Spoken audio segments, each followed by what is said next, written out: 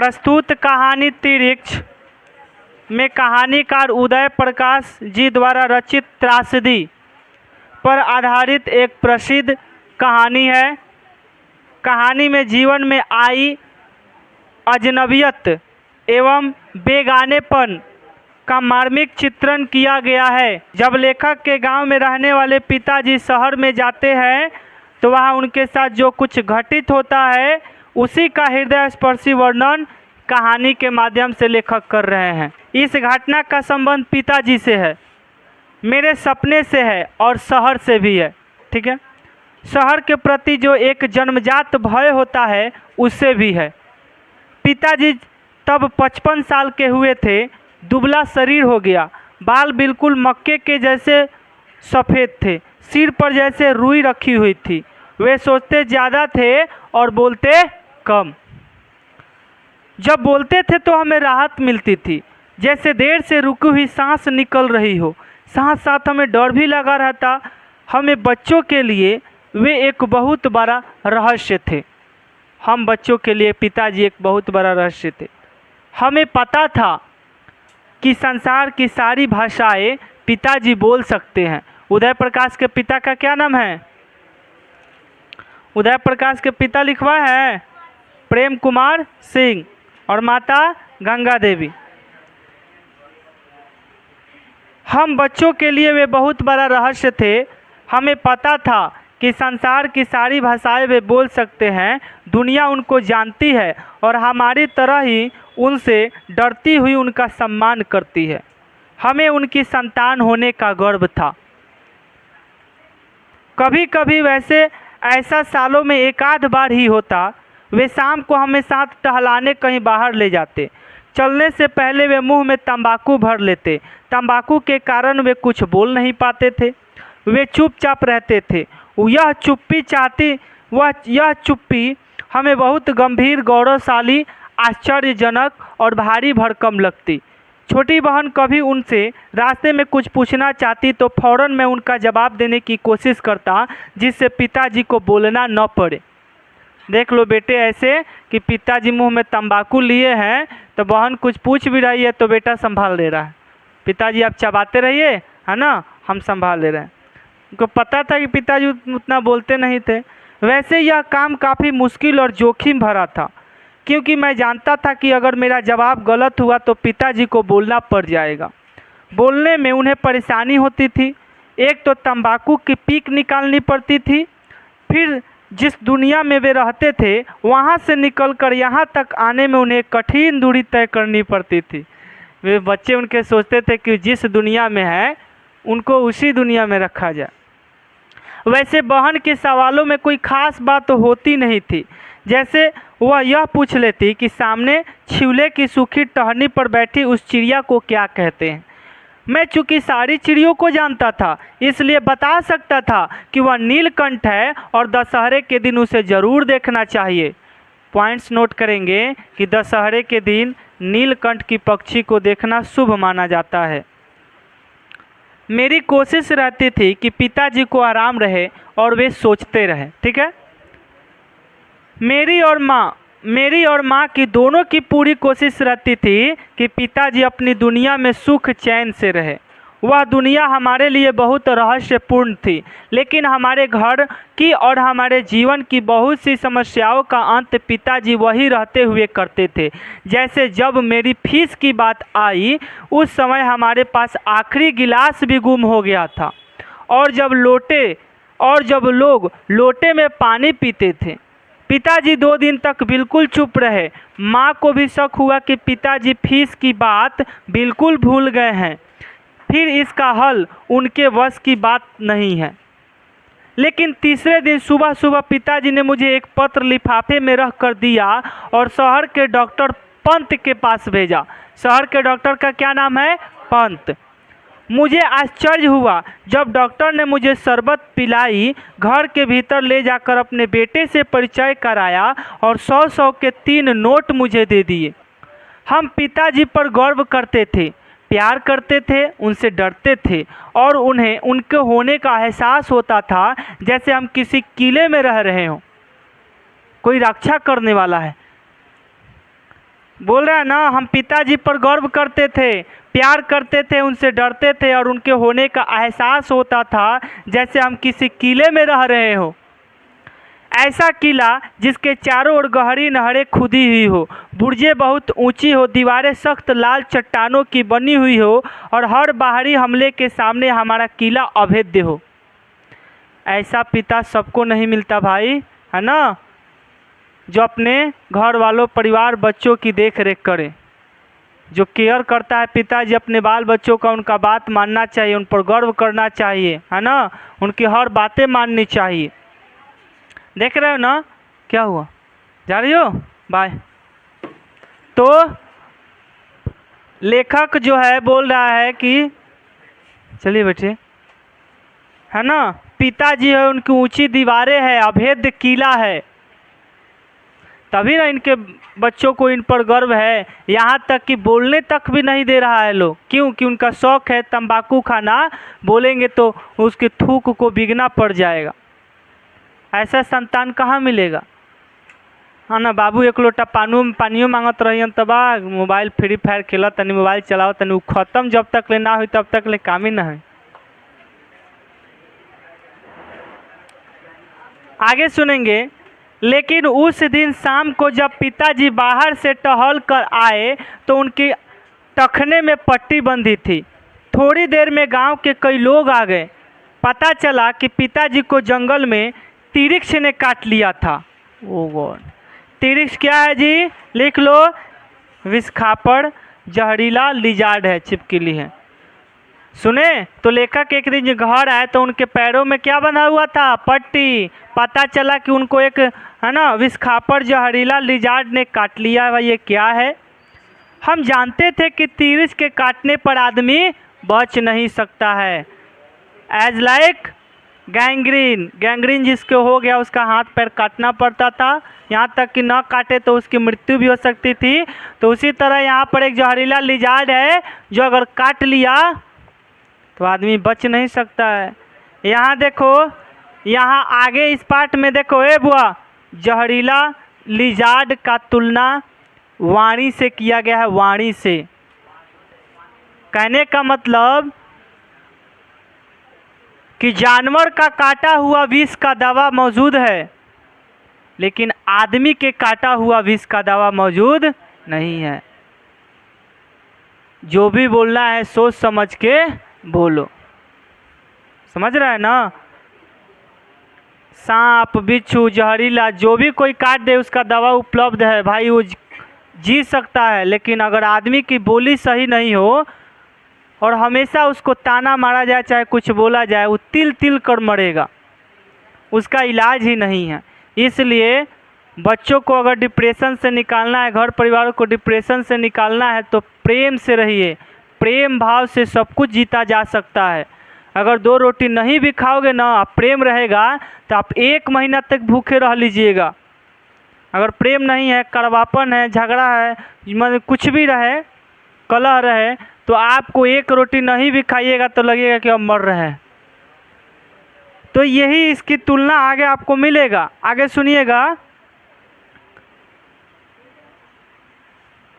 रात में लालटेन की धुंधली मटैली रोशनी में गांव के बहुत लोग आंगन में जमा हो गए थे। पिताजी उनके बीच थे, जमीन पर बैठे हुए। फिर पास के गांव का चटुआ नाई भी आया। वह अरंड के पत्ते और कंडे की राख से जहर उतारता था। तिरिक्ष एक बार मैंने देखा था। तालाब के किनारे जो बड़ी बड़ी चट्टानों के ढेर थे और दोपहर में खूब गर्म हो जाते थे, उनमें से किसी चट्टान की दरार से निकलकर वह पानी पीने तालाब की ओर जा रहा था। मेरे साथ थानू था। इनके साथ कौन था? थानू। दीनू किस पाठ में आया है? दीनू कुम्हार किस पाठ में आया? सिपाही की माँ में। तो थानू किस में आया है? तिरिक्ष में। उसने बतलाया कि वह तिरिक्ष है। थानू आया, थानू बताया कि वह क्या है? तिरिक्ष। काले नाग से भी 100 गुना ज़्यादा उसमें जहर होता है। काले नाग से भी 100 गुना ज़्यादा उसमें जहर होता है। उसी ने बताया कि सांप तो तब काटता है जब उसके ऊपर हम पैर पड़े या कोई ज़बरदस्ती उसे तंग करे, लेकिन तिरिक्ष तो नज़र मिलते ही दौड़ पड़ता है, पीछे पड़ जाता है। उससे बचने के लिए कभी सीधे नहीं भागना चाहिए, टेढ़ा मेढ़ा चक्कर काटते हुए गोल गोल दौड़ना चाहिए। दरअसल जब आदमी भागता है तो ज़मीन पर सिर्फ अपने पैरों के निशान नहीं छोड़ता, बल्कि हर निशान के साथ वहाँ की धूल में अपनी गंध भी छोड़ जाता है। ये पॉइंट पूछता है कि किस पार्ट में आया है, अंडरलाइन कर लेना। पूछता है बुआ कि आदमी जब जहाँ चलता है ना, दौड़ता है, तो पैर का निशान ही नहीं छोड़ता, उसके साथ धूल में अपना गंध भी छोड़ कर जाता है और उसी गंध के सहारे तिरिक्ष दौड़ता है। थानू ने बतलाया कि तिरिक्ष को चकमा देने की आदमी को यह करना चाहिए कि पहले तो वह बिल्कुल पास पास कदम रखकर जल्दी जल्दी कुछ दूर दौड़े, फिर 4-5 बार खूब लंबी लंबी छलांग दे।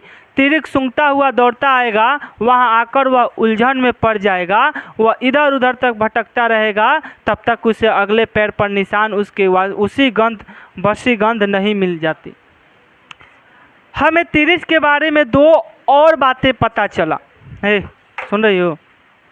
एक तो यह कि जैसे ही वह आदमी को काटता है वैसे ही वह वहां से भागकर किसी जगह पेशाब करता है और उस पेशाब में लौट जाता है। अगर तिरिक्ष ने ऐसा कर लिया तो आदमी बच नहीं सकता। हाँ, किसी को काटेगा तो पेशाब करेगा, उसमें अपने लौटेगा। अगर वो कर लिया तो उसकी उसी समय मौत हो जाएगी। अगर उसे बचना है तो तिरिक्ष के पेशाब में लौटने से पहले ही खुद किसी नदी, कुएं या तालाब में डुबकी लगा लेनी चाहिए, या फिर तिरिक्ष के ऐसा करने से पहले ही उसे मार देना चाहिए।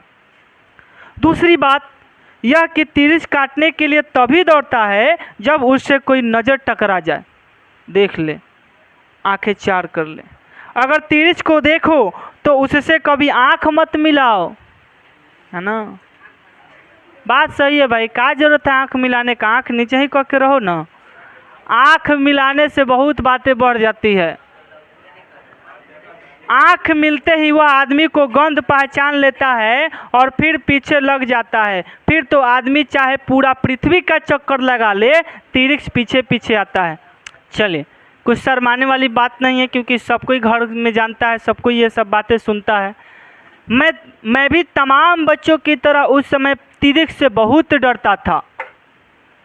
मेरे दुख स्वप्न में सबसे खतरनाक पात्र 2 ही थे, एक हाथी और दूसरा तिरिक्ष। याद रखना, लेखक के सपने में दुख भरी बातें 2 चीज़ थी। कौन कौन? हाथी और तिरिक्ष।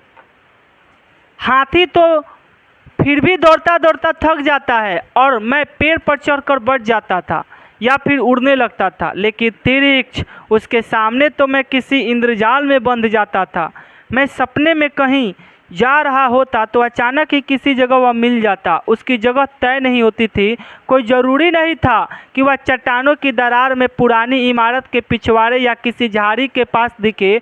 वह मुझे बाजार में, सिनेमा हॉल में, किसी दुकान या मेरे कमरे में भी दिख सकता था। मैं सपने में कोशिश करता था कि उससे नज़र न मिल पाए। वह इतनी परिचित आंखों से मुझे देखता कि मैंने अपने आप को रोक नहीं पाता था, और अब आंख मिलते ही उसकी नज़र बदल जाती थी। वह दौड़ता था और मैं भागता था। मैं गोल गोल चक्कर लगाता था, जल्दी जल्दी पास पास से डरकर भरकर अचानक खूब लंबी छलांगें लगाने लगता। उड़ने की कोशिश करता, किसी ऊंची जगह पर चढ़ जाता, लेकिन मेरी 1000 कोशिशों के बावजूद वह चकमा नहीं खाता था। वह मुझे बहुत घाघ समझदार, चतुर और खतरनाक लगता। मुझे लगता कि वह मुझे खूब अच्छी तरह से जानता है। उसकी आंखों में मेरे लिए परिचय की जो चमक थी, उससे मुझे लगता था कि वह मेरा शत्रु है, जिसे मेरे दिमाग में आने वाले हर विचार के बारे में पता है। मेरा सबसे खौफनाक, यातनादायक, भयाक्रांत और बेचैनी से भरा यह सपना था। भागते भागते मेरा पूरा शरीर थक जाता, फेफड़े फूल जाते, पसीने में लथपथ होकर बेदम होने लगता और एक बहुत सी डरावनी, सुन्न कर डालने वाली मृत्यु मेरे बिल्कुल करीब आने लगती है। हंसराज, मैं जोरों से चीखता, रोने लगता, पिताजी को, थानू को या माँ को पुकारता, और फिर मैं जान जाता कि यह सपना है। लेकिन यह पता चल जाने के बावजूद मैं अच्छी तरह से जानता कि तब भी मैं अपनी इस मृत्यु से नहीं बच सकता। मृत्यु नहीं, तिरिक्ष द्वारा अपनी हत्या से। और ऐसे में मैं सपने में ही कोशिश करता कि किसी तरह जाग जाऊं।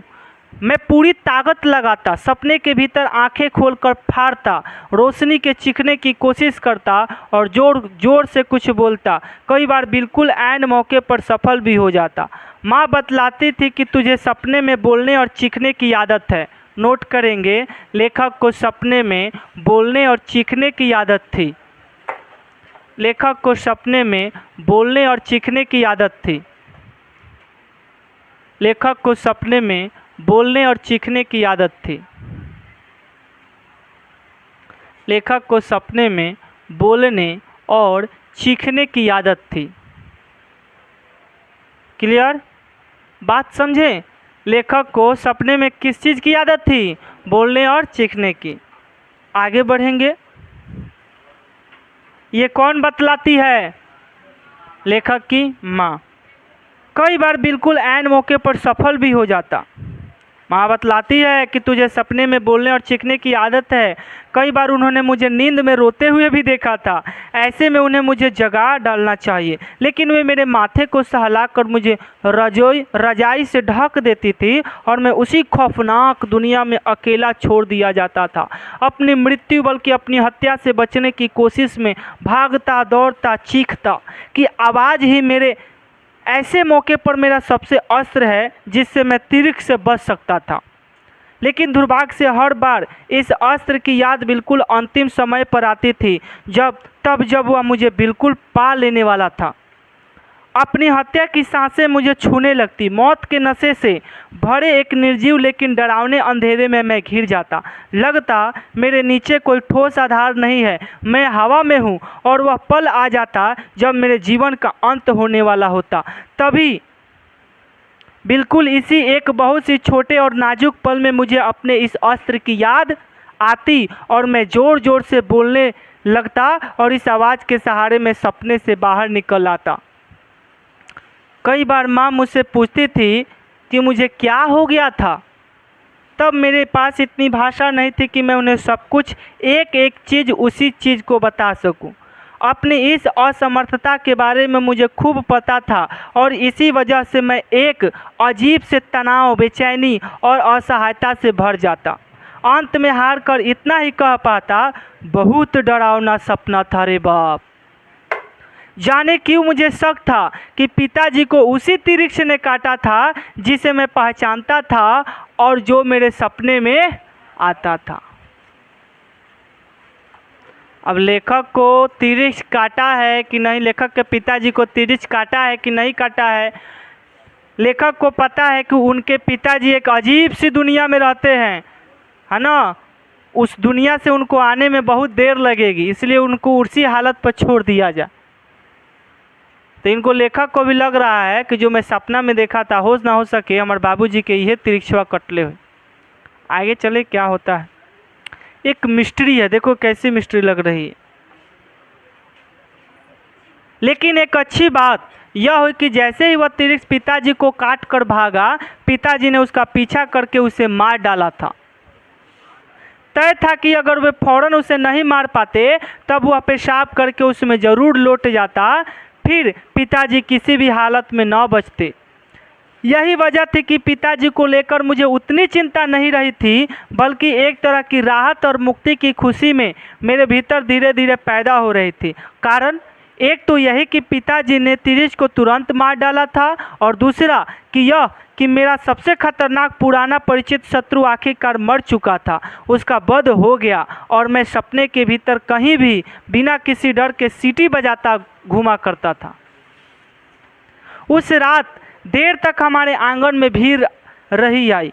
पिताजी की झाड़ फूक चलती रही। पिताजी की झाड़ फूक चलती रही। एक शब्द याद रखना, है ना। झाड़ फूक के बारे में बता देते हैं कि गरीब अगर महंगी दवाई से परेशान हो जाता है तो झाड़ फूक पर ही विश्वास करता है। कांटे के जख्म को चीरकर खून की बाहर निकाला गया और कुएं में डालने वाले लाल दवा को पोटेशियम परमैंगनेट जख्म से भरा गया। मैं निश्चिंत था। अगली सुबह सुबह पिताजी को शहर जाना था। चलिए, पहली सीन में हम लोगों ने देखा कि तिरिक्ष की बातें हुई, तिरिक्ष मारा जा चुका है, लेखक सीटी बजाता सपने में घूम रहा है, झाड़ फूक हुआ, मलहम पट्टी हुआ, घाव भर गया, और दूसरा सीन चालू होता है कि अगली सुबह पिताजी को कहाँ जाना था? शहर। अदालत में पेशी थी। सुनेंगे, लेखक के पिताजी शहर क्यों गए थे? अदालत में पेशी होने। उनके नाम सम्मान आया था। सम्मान आया था, सम्मान कहने का मतलब कोई वारंट आया था। हमारे गांव से लगभग 2 किलोमीटर दूर निकलने वाली सड़क से शहर के लिए बसें गुजरती थी। उनकी संख्या दिन भर से मुश्किल में 2 या 3 थी। गनीमत थी कि पिताजी जैसे सड़क तक पहुँचे, शहर जाने वाला पास के गांव का एक ट्रैक्टर उन्हें मिल गया। ट्रैक्टर में बैठे हुए लोग पहचान के थे। ट्रैक्टर 2-2.5 घंटे में शहर पहुंच जाने वाला था, यानी अदालत खुलने से काफ़ी पहले। रास्ते में तिरिक्ष वाली बात चली भाई। रास्ते में तिरिक्ष वाली बात चली। पिताजी ने अपना टखना उन लोगों को दिखाया, घुटना दिखाया कि देख रहे तिरिक्ष काट ले हो। ट्रैक्टर में पंडित राम अवतार थे। नोट करेंगे, ट्रैक्टर पर पंडित राम अवतार थे। उन्होंने बतलाया कि तिरिक्ष के जहर की एक खासियत यह भी है कि कभी कभी यह 24 घंटे बाद ठीक उसी वक्त जिस वक्त पिछले दिन तिरिक्ष काटता है अपना असर दिखाता है। रे सुनो बुआ, इसलिए अभी पिताजी को निश्चित नहीं होना चाहिए। सुनो बुआ, कह रहा है कि निश्चित मत हो, कह 24 घंटा के बाद अपन असर दिखावेला।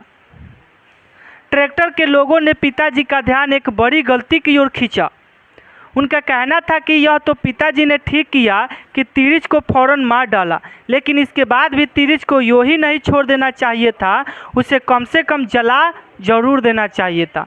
तिरिक्ष को मारने के बाद लेखक को क्या करना चाहिए था बुआ? याद रखेंगे।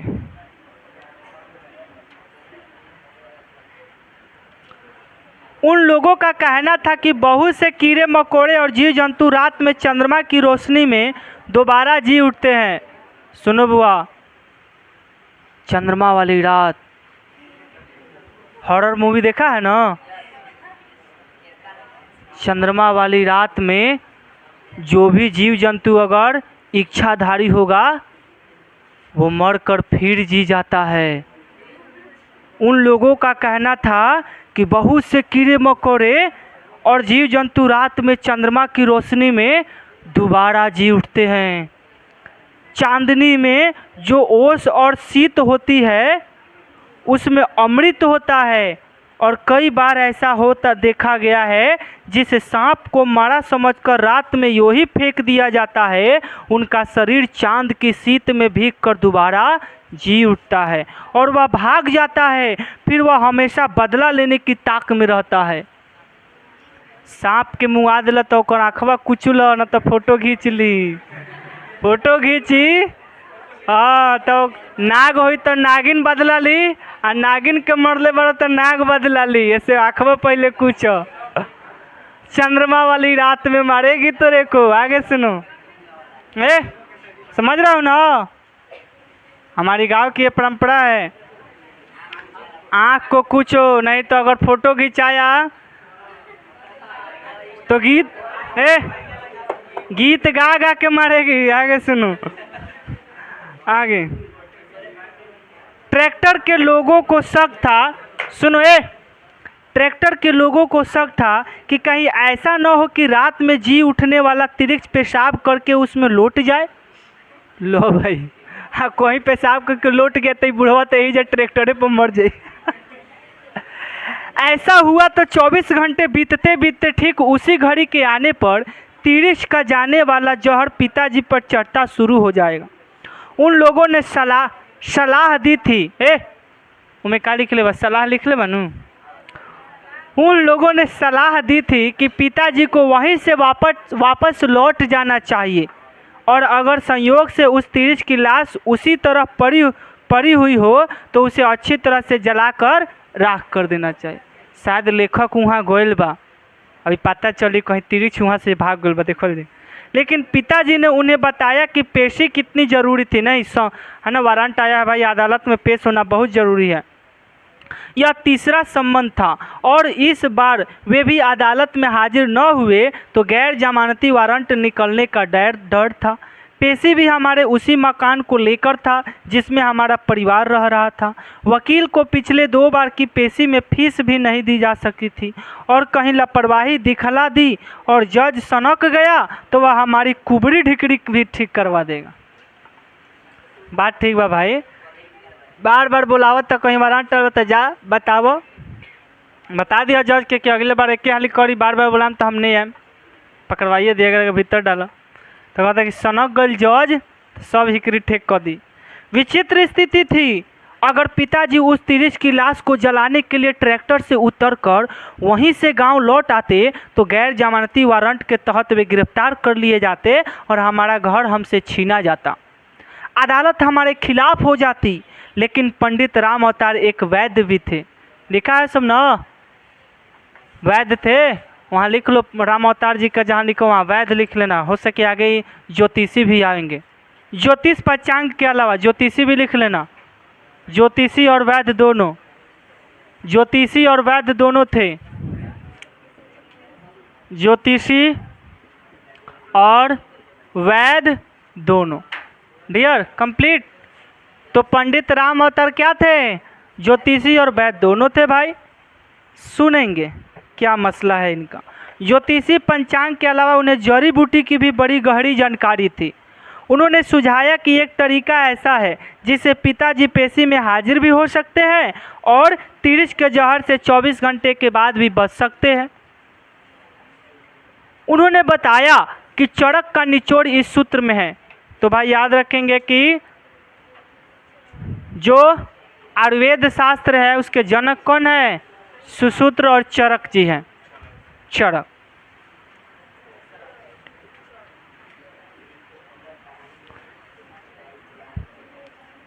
इस सूत्र में है कि विष ही विष की औषधि होता है। अगर धतूरे के बीज कहीं मिल जाए तो वह तिरिश के जहर की काट तैयार कर सकते हैं। धतूरा जो शंकर जी पर चढ़ता है। अगले गांव सामतपुर में ट्रैक्टर रोक दिया गया और तेली के खेत में धतूरे के पौधे आखिरकार खोज निकाले गए। धतूरे का पेड़ कहाँ मिला था? किसके खेत में? तेली के खेत में। धतूरे के बीजों को पीसकर उस तांबे के पुराने सिक्के के साथ उबाल कर काढ़ा तैयार किया गया। धतूरे को तांबे के पुराने सिक्के के साथ उबाल कर क्या बनाया गया था? काढ़ा। काढ़ा बहुत कड़वा था इसलिए उसे चाय में मिलाया गया और पिताजी को वह चाय पिला दी गई। इसके बाद सभी निश्चित हो गए। एक बहुत बड़े खतरे से पिताजी को निकालने की कोशिश हो रही थी। वैसे मुझे तिरिश के बारे में तीसरी बात भी पता थी जो पिताजी के जाने कई घंटे बाद अचानक याद आई थी। यह बात सांप की उस बात से मिलती जुलती थी जिसके फलस्वरूप आगे चलकर कैमरे का आविष्कार हुआ था। ये सोच लो, लेखक सोच रहा है कि कैमरा का आविष्कार तब हुआ जब से सांप ने फोटो खींचना शुरू किया। लोगों को पता चला कि फोटो भी खींचा जा सकता है जैसे सांप खींचता है। तभी ना दिमाग में आया भाई फोटो खींचने का आइडिया। माना यह भी जाता है कि अगर कोई आदमी सांप को मार रहा हो तो अपने मरने से पहले वह सांप अंतिम बार अपने हत्यारे के चेहरे की पूरी तरह से बहुत गौर से देखता है। मार रहा है ना मार ले। आदमी उसकी हत्या कर रहा होता है। सुनो आदमी उसकी हत्या कर रहा होता है और सांप टकटकी बांधकर उस आदमी के चेहरे की एक एक बारीकी को अपनी आंख के भीतरी पर्दे में दर्ज कर रहा होता है। साइंस पढ़ता है सब। मानव के आंख के किस भाग पर वस्तु का प्रतिबिंब बनता है?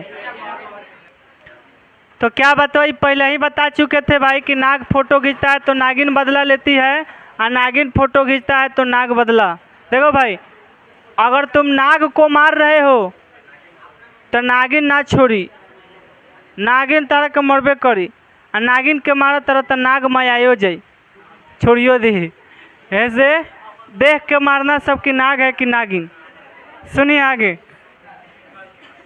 समझ रहा हो नू? आगे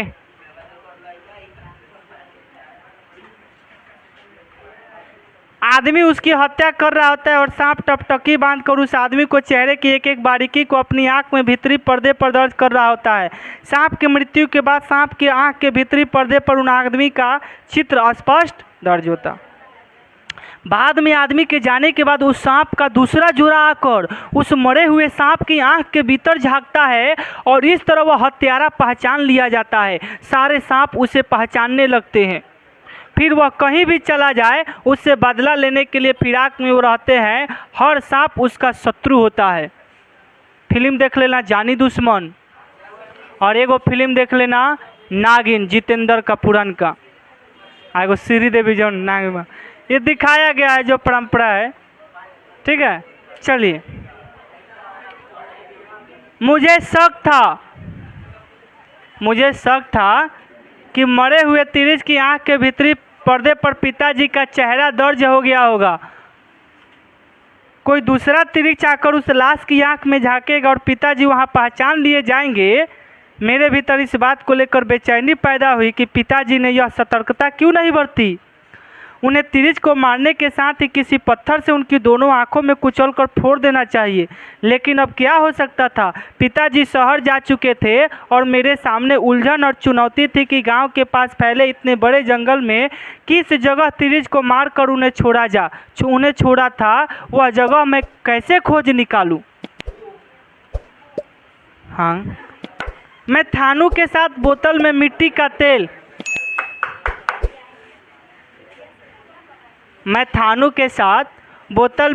का तेल दिया सलाई और डंडा लेकर जंगल में तिरिच की खोज में भटकता रहा। मैं उसे अच्छी तरह पहचानता था, बहुत अच्छी तरह। थानू निराश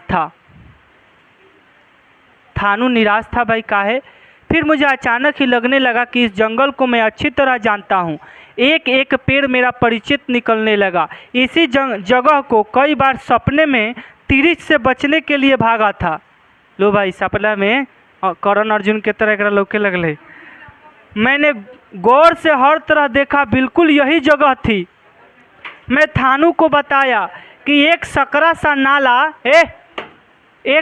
सा नाला इस जगह से कितनी दूर दक्षिण की तरफ बहता है।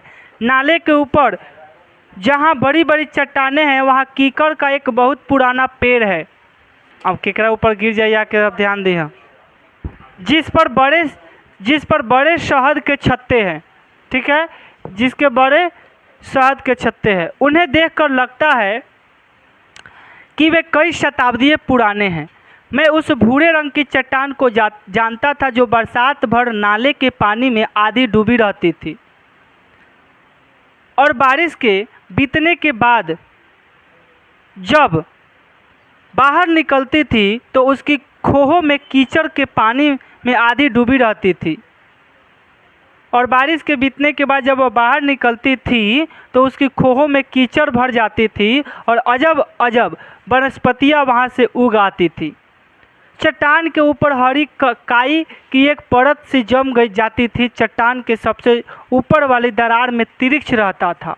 थानू इस बात को मेरी कल्पना मान रहा था। इशारा बताया कि वही जरूर रहेला। थानू समझ रहा कि बाग हिंगा बोलता।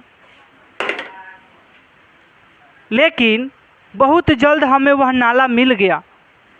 कीड़र, वह बूढ़ा पेड़ भी जिसे पर शहद के छत्ते थे, वह चट्टान भी। तिरिच की लाश चट्टान से जरा हटकर जमीन पर घास के ऊपर चित पड़ी हुई थी। बिल्कुल यह वही तिरिच था। मेरे भीतर हिंसा और उत्तेजना और खुशी की सनसनी दौड़ रहा था। एगो तो उसे जल्दी मारे और एगो खुशी कि वह मिल गया। थानू ने और मैंने सूखे पत्ते और लकड़ियाँ इकट्ठी की, खूब सारा मिट्टी का तेल उसमें डाला और उसमें आग लगा दी। तिरिच उसमें जल रहा था। उसके जलने से चिरायंद गंध हवा में फैल रही थी। मेरा मन जोर से चिल्लाने को हुआ, लेकिन मैं डरा कि कहीं मैं जाग न जाऊं और यह सब कुछ सपना न साबित हो जाए। मैंने थानू की ओर देखा। वह रो रहा था। वह मेरा बहुत अच्छा दोस्त था। मेरे सपने में इसी जगह से निकलकर उस तिरिक्ष ने कई बार मेरा पीछा करना शुरू किया था। आश्चर्य था कि इतने लंबे अरसे से उसके अड्डे को इतनी अच्छी से जानने के बावजूद कभी दिन में आकर मैंने उसे मारने की कोई कोशिश क्यों नहीं की। मैं आज बेतहाशा खुश था। पंडित राम अवतार ने बतलाया था कि ट्रैक्टर ने 9:45 बजे के लगभग शहर का चुंगीना का पार किया था। वहां उन्हें नाके और टोल टैक्स चुकाने के लिए कुछ देर रुकना भी पड़ा था। वहां पर पिताजी ट्रैक्टर से उतरकर पेशाब करने गए थे। लौटने पर उन्होंने बताया उनका सिर कुछ घूम सा रहा था। तब तक पिताजी को धतूरे का काढ़ा पिए हुए तकरीबन 1.5 घंटा हुआ था। ट्रैक्टर ने पिताजी को शहर में 10:05-7 के आसपास छोड़ दिया था। ट्रैक्टर में ही बैठे पलड़ा गांव के मास्टर नंदलाल का कहना था कि जब शहर में मिनारवा टॉकीज के पास वाले चौराहे पर पिताजी को ट्रैक्टर पर से उतारा गया तब उन्होंने शिकायत की थी कि उनका गला कुछ सूख सा रहा है। नोट करेंगे लेखक के पिताजी को शहर में मिनारवा टॉकीज के पास उतारा गया था। नोट करो, लेखक के पिताजी को शहर में लेखक के पिताजी को शहर में मिनारवा टॉकीज के पास उतारा गया था। मिनारवा टॉकीज के पास उतारा गया था। उनका शिकायत हुआ उनकी गला कुछ सूख सा रहा है। वे थोड़ा परेशान भी थे क्योंकि अदालत जाने का रास्ता उन्हें मालूम नहीं था और शहर के लोगों ने पूछ कर कहाँ जाने में उन्हें बहुत तकलीफ होती थी। देख लो, जो लेखक बोलता तक नहीं था, लेखक के पिता वो शहर में जाकर पूछ रहा है कि कौन जगह कहाँ जाना है।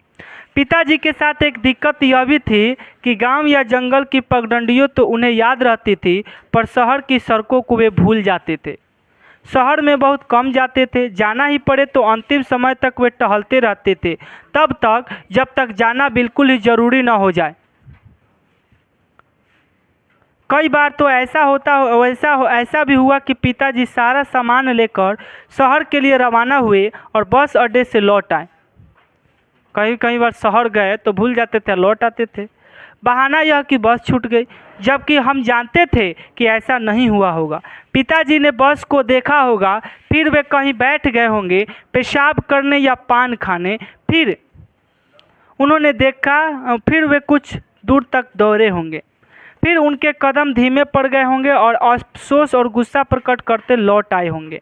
ऐसा करते हुए स्वयं भी लगा होगा कि बस सचमुच छूट गई है। ऐसे में जबकि हम मान चुके होते कि वे शहर जा चुके हैं, वे लौटकर हमें चकित कर देते।